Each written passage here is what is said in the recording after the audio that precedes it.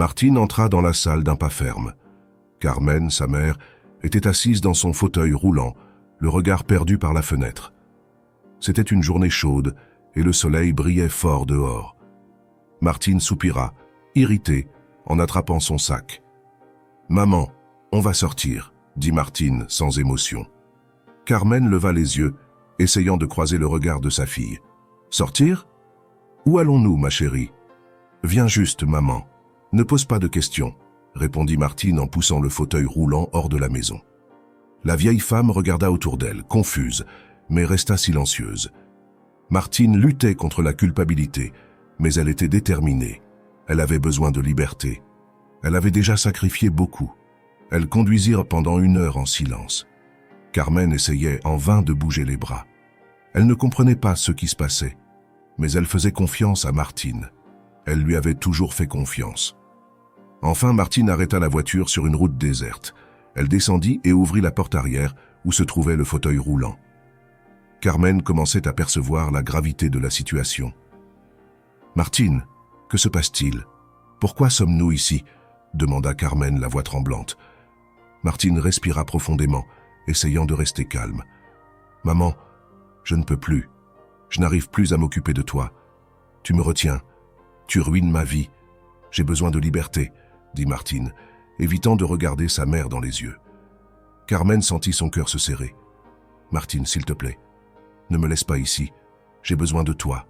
Je suis ta mère, » implora Carmen, les larmes aux yeux. Martine serra les poings, luttant contre la culpabilité qui grandissait en elle. Mais la décision était prise. Elle devait aller de l'avant. « Désolée, maman. Je ne peux plus faire ça, » dit Martine avec froideur. Elle laissa le fauteuil roulant sur la route et Carmen dedans entra dans la voiture et accéléra, sans regarder en arrière. Carmen, désespérée, cria le nom de sa fille, mais Martine ne s'arrêta pas.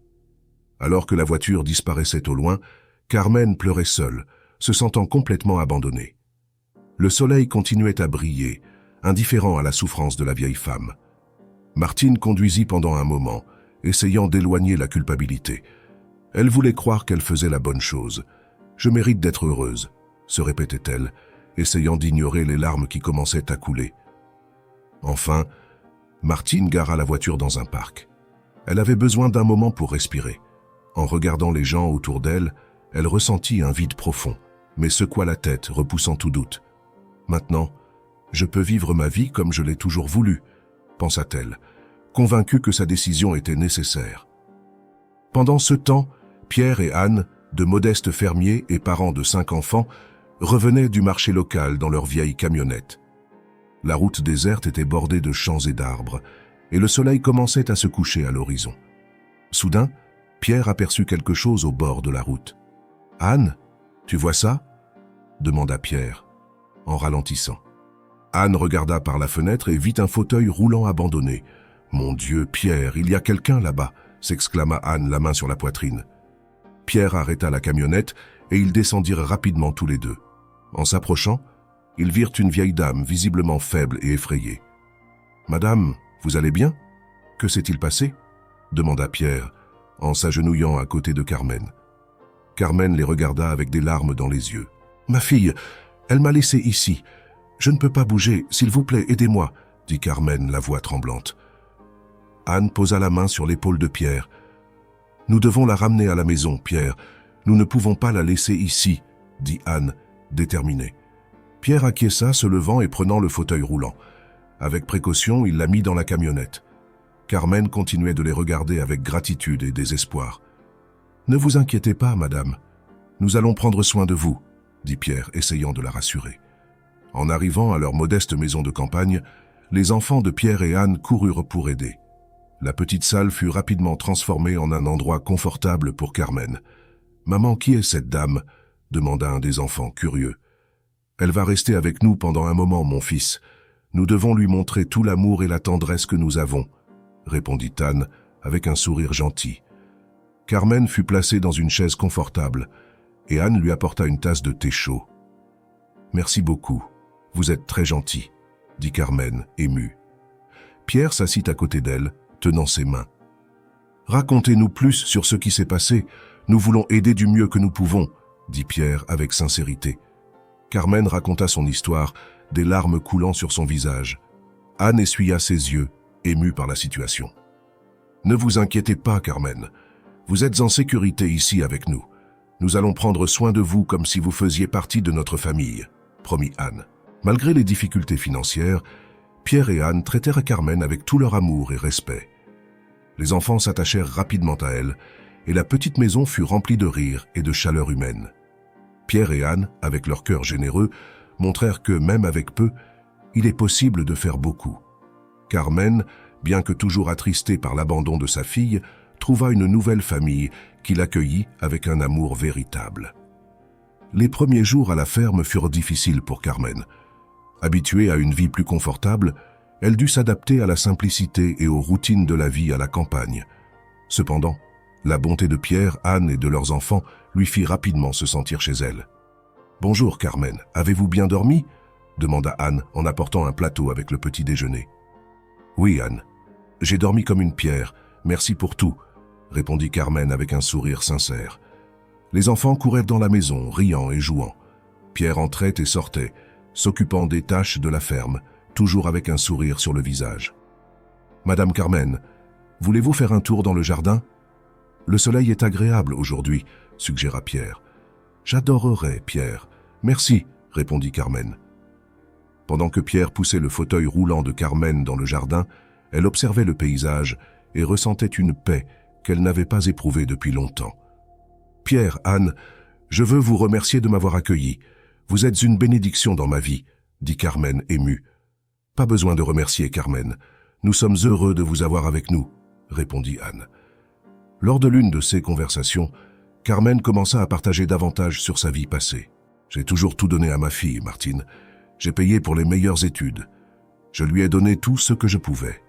Mais après être tombée malade, elle a commencé à me voir comme un fardeau. Je n'ai jamais pensé que je serais abandonnée de cette manière, » raconta Carmen avec des larmes dans les yeux. Anne et Pierre écoutaient attentivement, touchés par l'histoire de Carmen. « Carmen, ici vous faites partie de notre famille maintenant. Nous allons prendre soin de vous avec tout l'amour que vous méritez, » promit Pierre. Les jours passèrent et Carmen s'adapta à la nouvelle routine. Elle s'émerveillait de la simplicité et de la beauté de la vie à la ferme. Les enfants adoraient écouter ces histoires et elle, en retour, trouvait de la joie en leur présence. Malgré les difficultés financières, Pierre et Anne ne laissèrent jamais Carmen manquer d'amour ou de soins. Ils montrèrent que, même avec peu, il est possible d'offrir beaucoup. Carmen trouva à la ferme une nouvelle raison de sourire, découvrant que la véritable valeur de la vie réside dans les petites choses et dans l'amour que nous recevons et donnons. En même temps, Arthur, le mari de Martine, commença à remarquer des comportements étranges chez sa femme. Ce dernier jour, elle était plus absente, sortant souvent de la maison et revenant tard.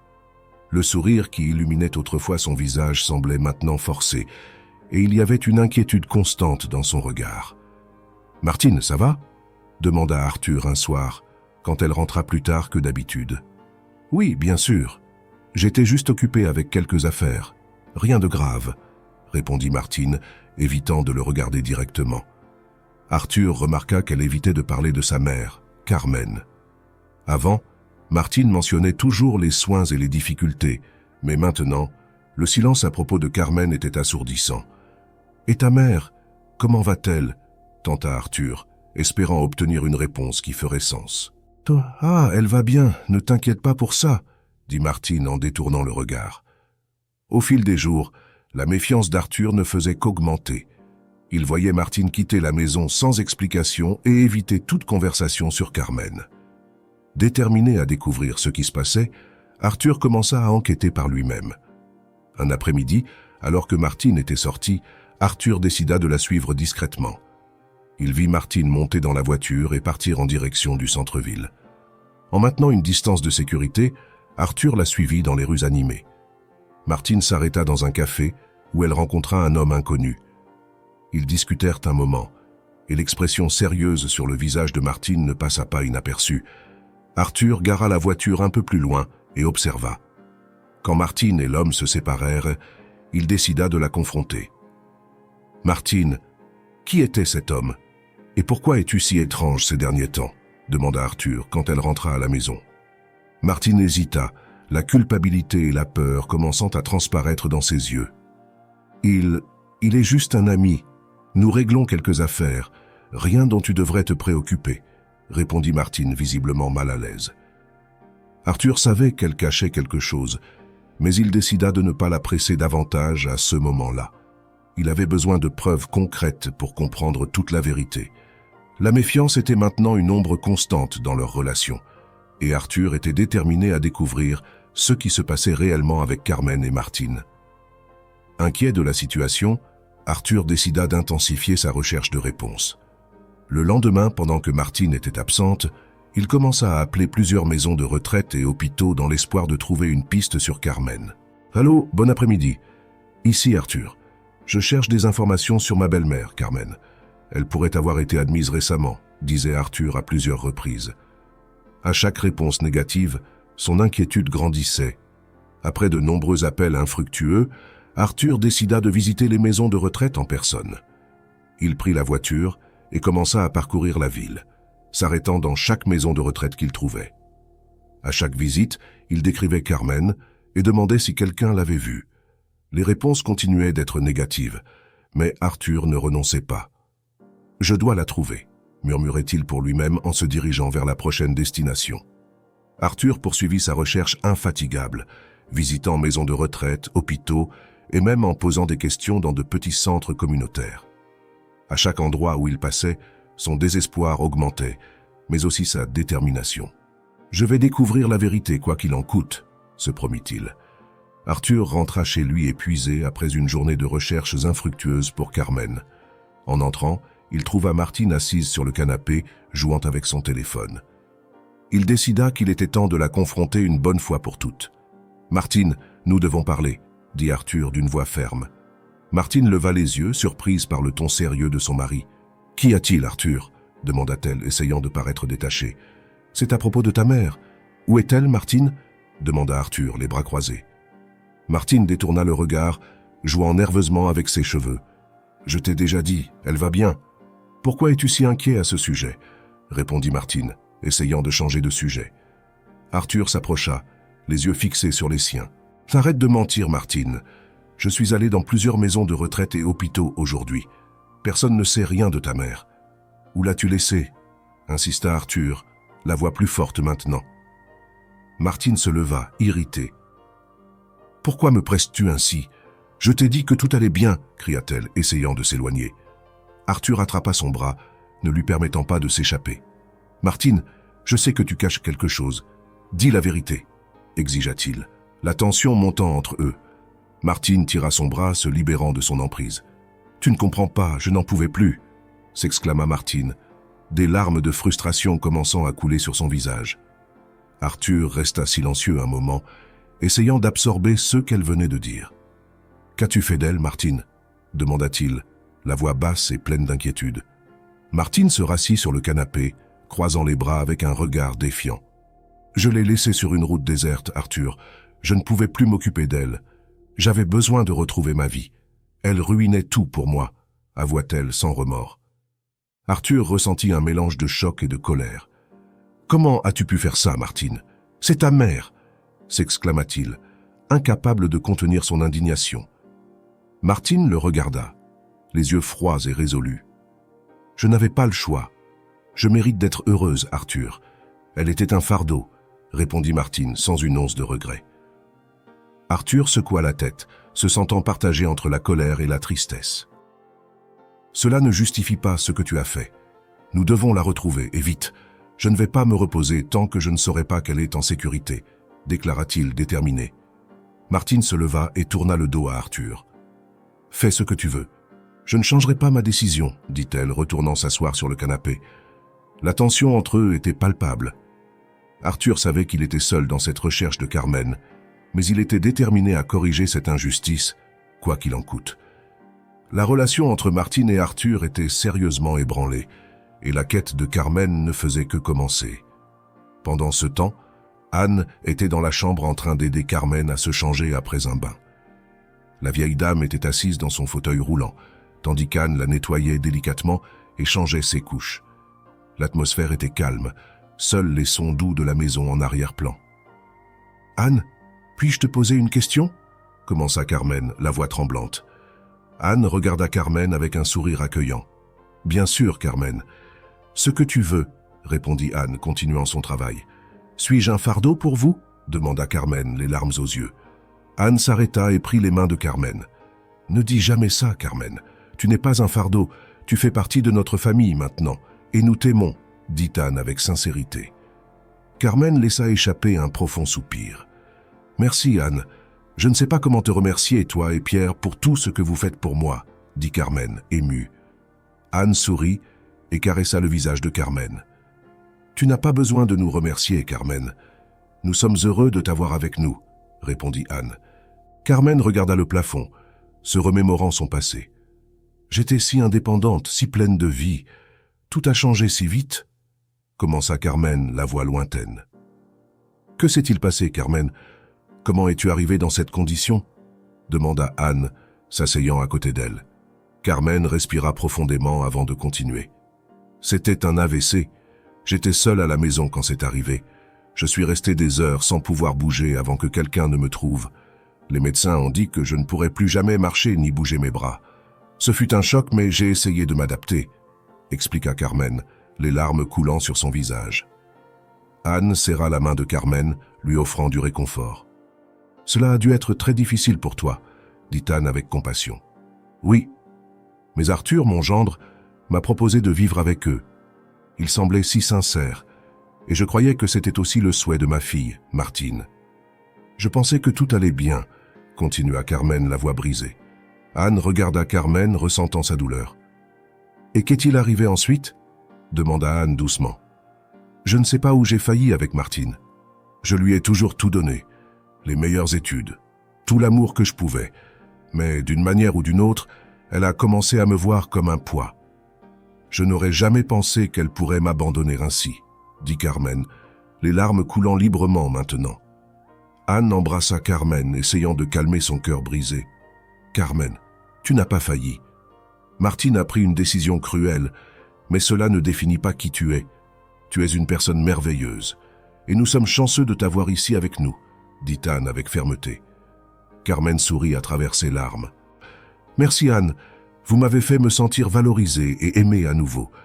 Je ne sais pas ce que je ferais sans vous, » dit Carmen sincèrement. Anne embrassa le front de Carmen et ajusta les couvertures autour d'elle. « Nous allons prendre soin de toi, Carmen. Toujours, » promit Anne. Arthur était déterminé à retrouver Carmen. Il poursuivait ses recherches, suivant des pistes et posant des questions partout en ville.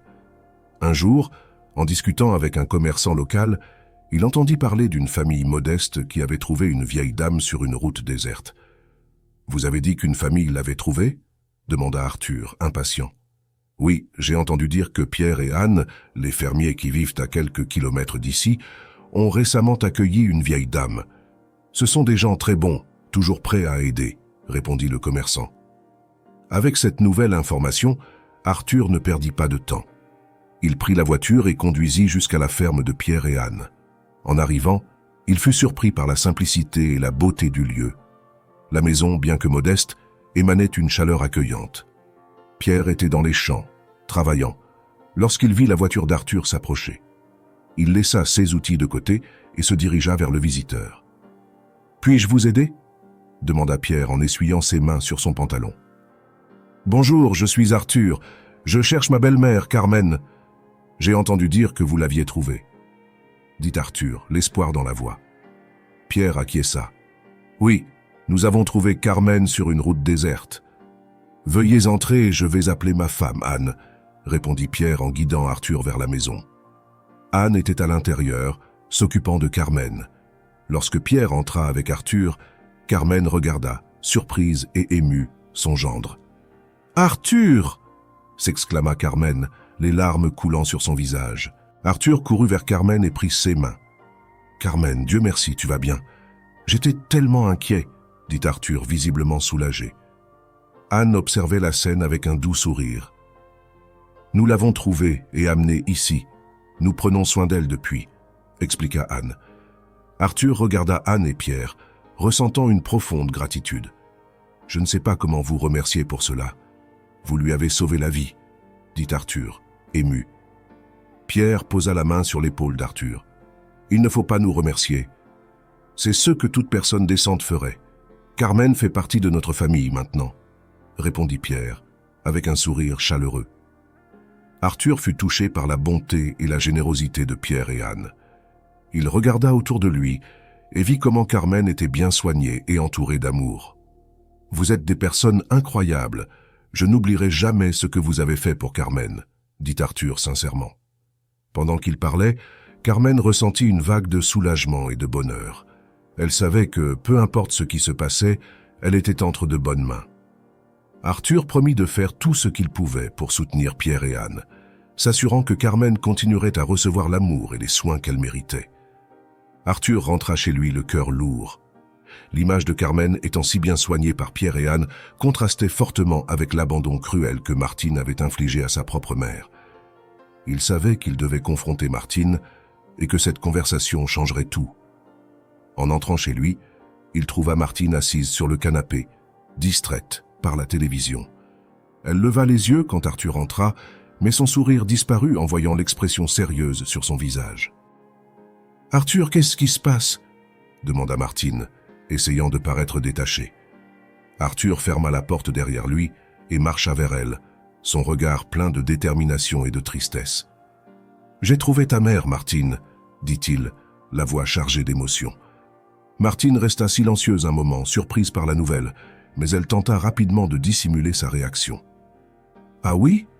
Et où est-elle » demanda-t-elle, essayant de paraître désinvolte.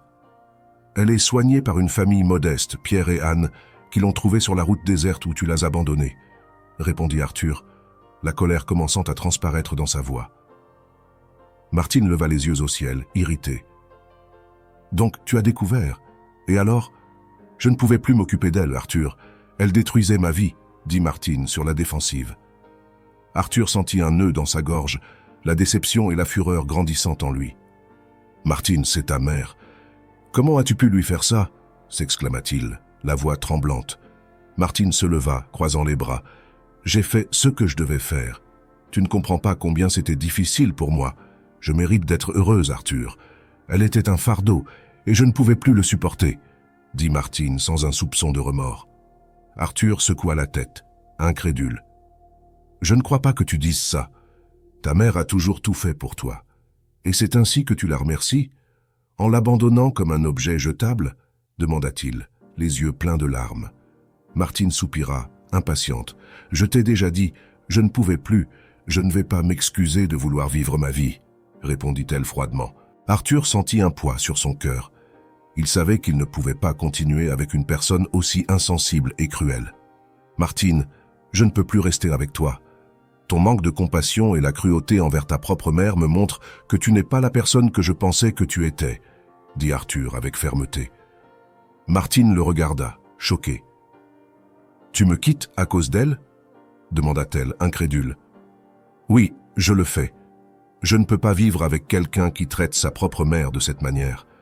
Je vais aider Carmen à avoir la vie digne qu'elle mérite, et tu devras faire face aux conséquences de tes actions, » répondit Arthur, se tournant pour partir.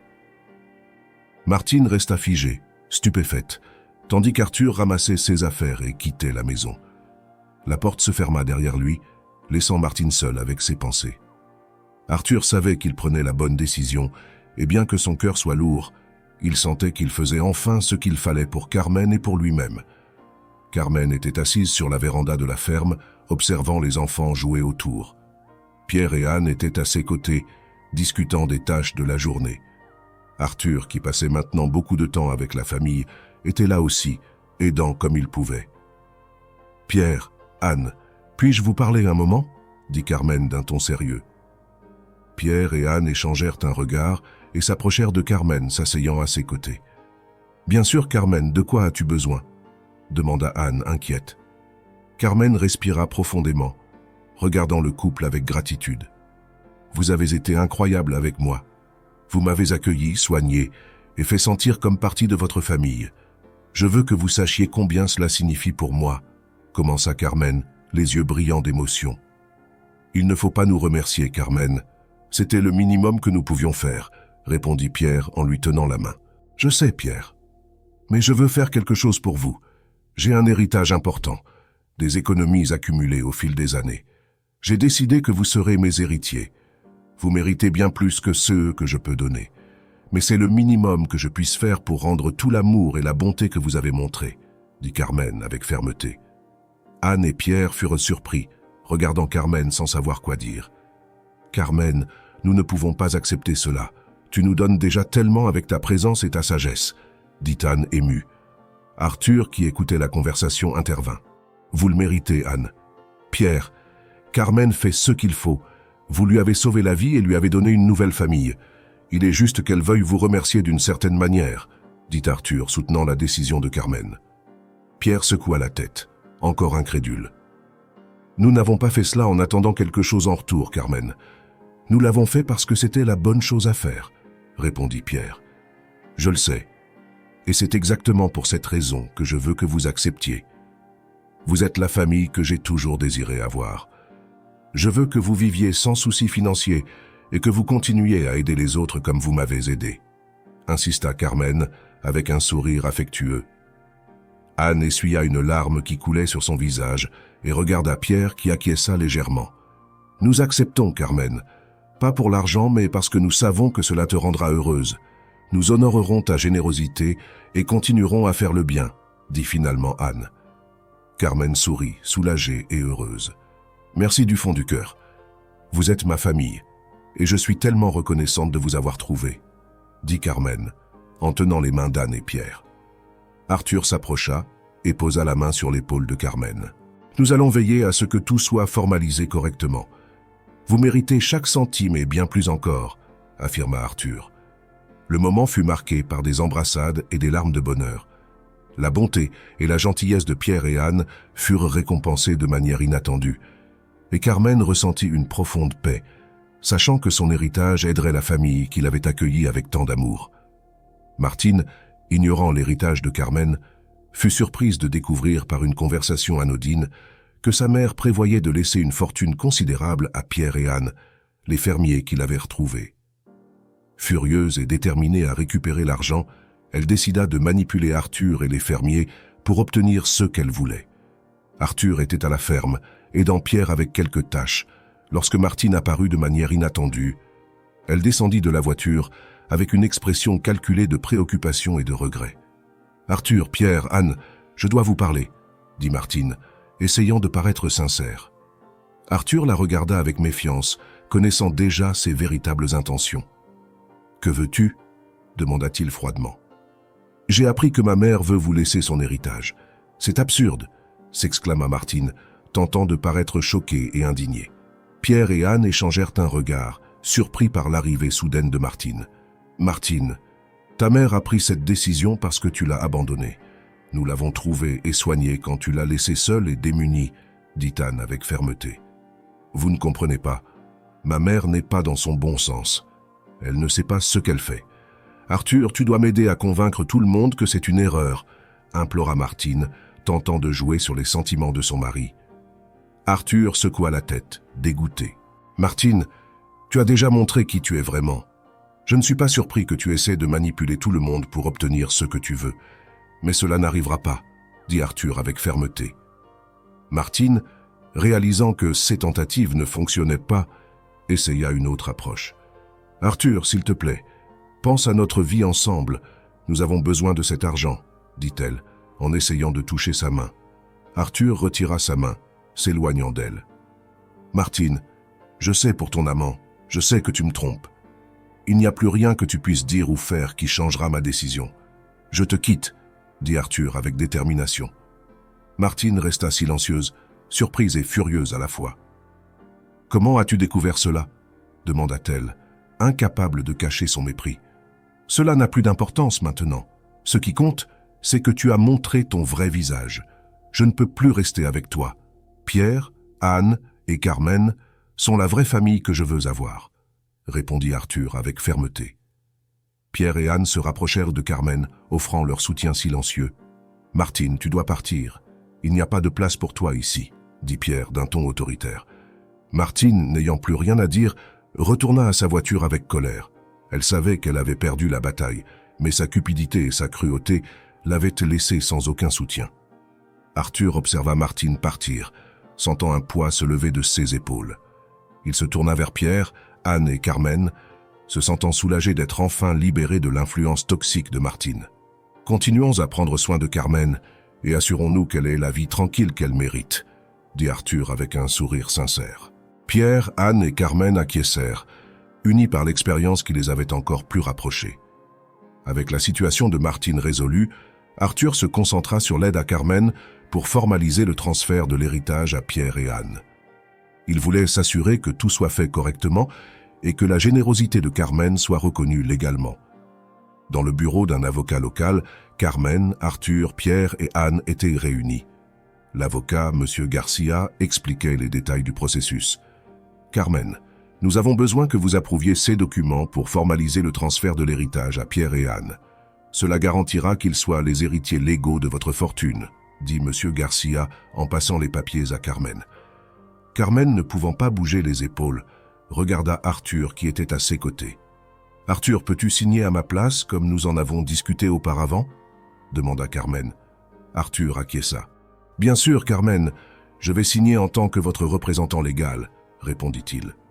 L'avocat expliqua la procédure. « Nous avons besoin de 2 témoins pour valider la signature d'Arthur au nom de Carmen.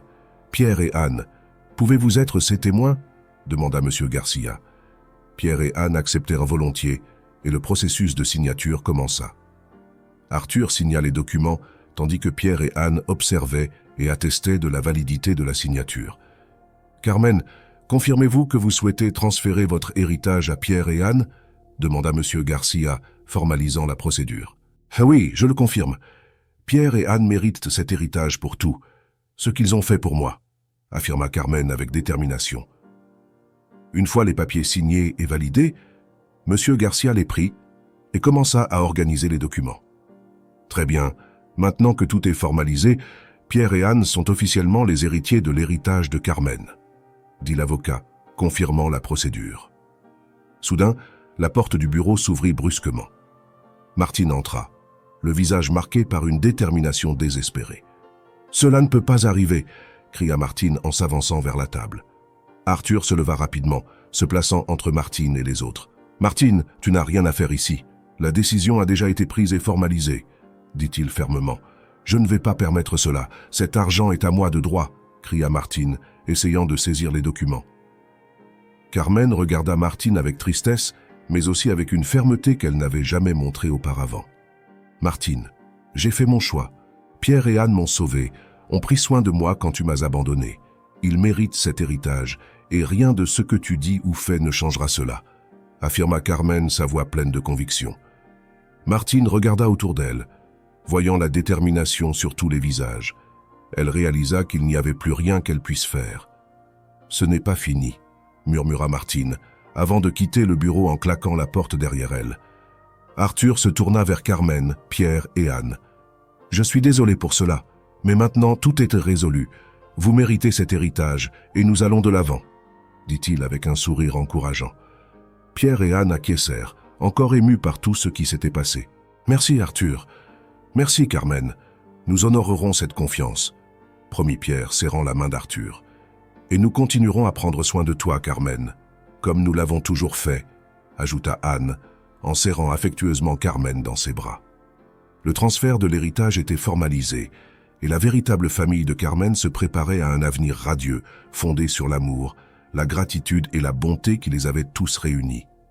Carmen, Pierre, Anne et Arthur étaient assis autour de la table de la cuisine, discutant de la manière dont l'héritage pourrait être utilisé pour améliorer leur vie et celle des enfants de Pierre et Anne.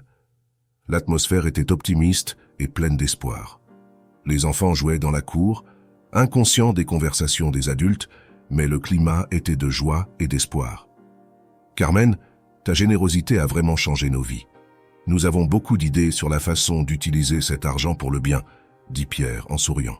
« Oui, nous voulons investir dans la ferme, améliorer notre production et garantir que nos enfants aient un avenir brillant, » ajouta Anne enthousiaste.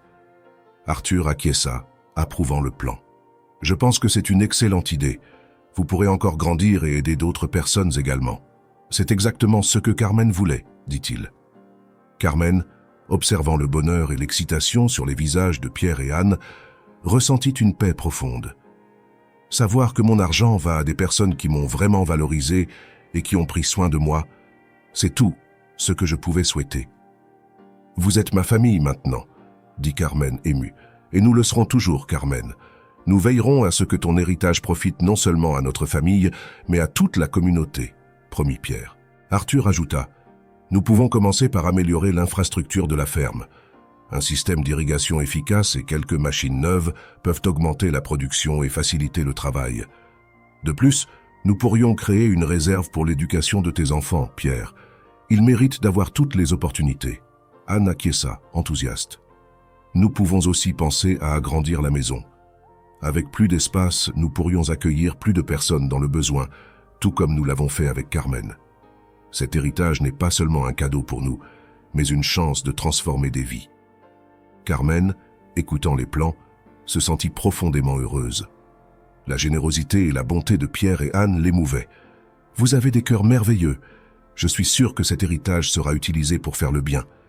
Et cela me procure une immense paix, » dit Carmen, avec un sourire affectueux. Avec des plans bien définis, la famille commença à établir des objectifs pour l'avenir, remplis de gratitude et de détermination. Les enfants continuaient à jouer dehors, reflétant l'atmosphère d'espoir et de renouveau qui imprégnait désormais la ferme. Les mois passèrent et la ferme prospéra de façon que Pierre et Anne n'avaient jamais imaginée.